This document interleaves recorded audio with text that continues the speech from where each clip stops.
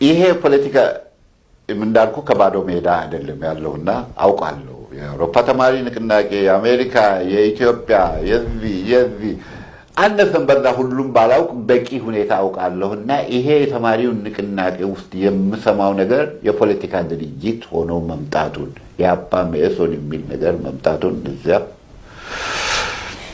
እሱን አወንኩኝ። እዛ የለሁም እኔ እዛ የለሁም። እዚህ አይነት ነገር ውስጥ ልገባ አልችልም። በለውጡ ረክተዋል። በቃ ለውጡ መርካት አይደለም። ለውጡ በመሰረቱ ከመርካት በላይ ነው። ምክንያቱም የመሬት አዋጅ አውጇልና የሚቀጥለው ወዴት ይሄዳል? ያንን ኢንፍሉዌንስ ማድረግ ይቻላል ወይ? ወታደሮች ናቸው፣ እንዴት ነው ማድረግ የሚቻለው?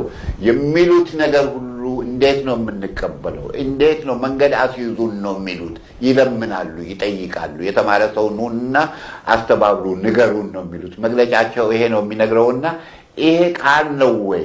ይሄ አድሮ ውሎ የሚዘልቅ ነው ወይ? ይሄ ጥያቄ ያለኝ እንዳለ እንዳመጣጡ መቀበል ሳይሆን በህይወቴ የተሰለፍኩት ሰልፍ ከጠዋት እስከ ማታ ድረስ መሬት ለአዋጁና እስላሞች የተሰለፉት ያደረጉት ሰልፍ አዲስ አበባ በህይወቴ የረካሁበት ቀን እነዛ 2 ቀኖች ናቸው። ተቀብያለሁ።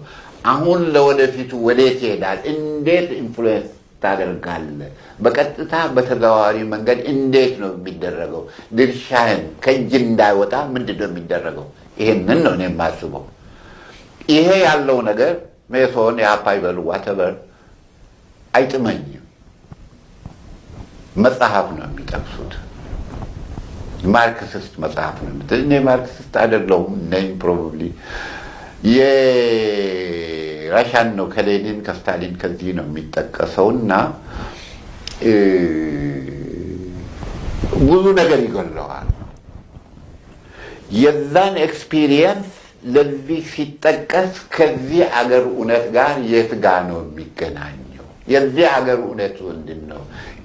ራሻ የብዙ ብሔረሰብ ሀገር ነው። የኢትዮጵያ አይነት ነገር ነው ወይ? አናናሩ ራሻ ፊውዳል ነበረች እና የኢትዮጵያ ፊውዳሊዝምና የራሻ አንድነቱ ምንድን ነው? የእኛ የተለየ ባህሪ ለእኛ ለተለየ ባህሪ ከዚህ ጽንሰ ሀሳቡን ወስደ ኤሰንሱን ወስደ አጠንስፈ ቅመሙን ወስደ ለዚህ አገር እንዴት ታስማማለህ? ታበቃለህ?